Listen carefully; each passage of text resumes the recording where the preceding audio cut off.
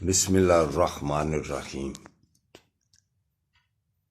اٹھو مسلمانوں، اپنے مقدر جگا لو، نماز ادا کر کے اپنے اللہ کو منا لو۔ کھول کے دیکھ چشم دل، آتا ہے لطف کیا نماز میں، ہر طرف آتا ہے نظر نور خدا نماز میں۔ بوڑھا ہو یا جوان سب پر نماز فرض ہے، بچے کو 10 سال کے سختی سے لاؤ نماز میں۔ میرے دوستو، برخوردارو، نوافل کا وقت ہو گیا ہے، اذانیں ہونے والی ہیں۔ اٹھ کر اللہ کے آگے گردنیں جھکا لو، نماز ادا کر لو۔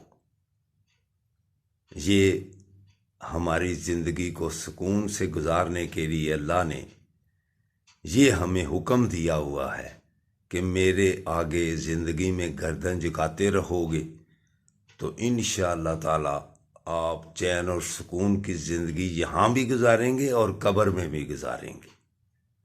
تو قیامت والے دن جب اللہ پھر ہمیں کہے گا کہ میرے سامنے جھکو، تو پھر اگر ہم ادھر جھکنے کی عادت ڈالی ہوگی تو اس وقت بھی اللہ کا حکم مان کر ہم اللہ کے آگے جھک جائیں گے۔ تو جو اس وقت اٹھ کر نماز ادا نہیں کرتا، 5 وقت کی نماز ادا نہیں کرتا، وہ اس وقت بھی اللہ کے آگے جھک نہیں سکے گا، کیونکہ اس کے جسم میں تختہ فٹ ہو گیا ہوگا۔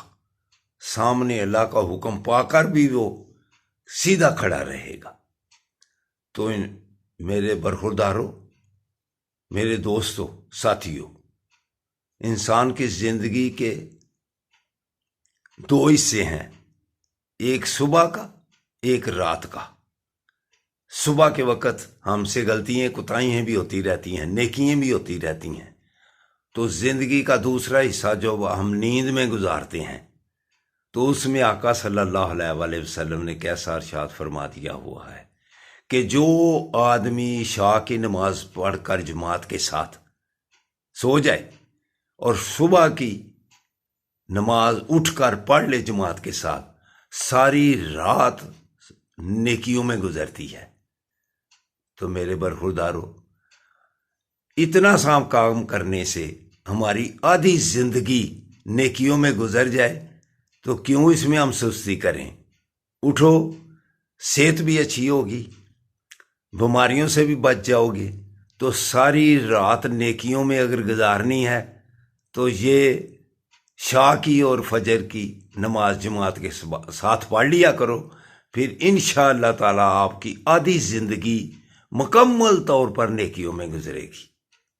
السلام علیکم ورحمۃ اللہ وبرکاتہ۔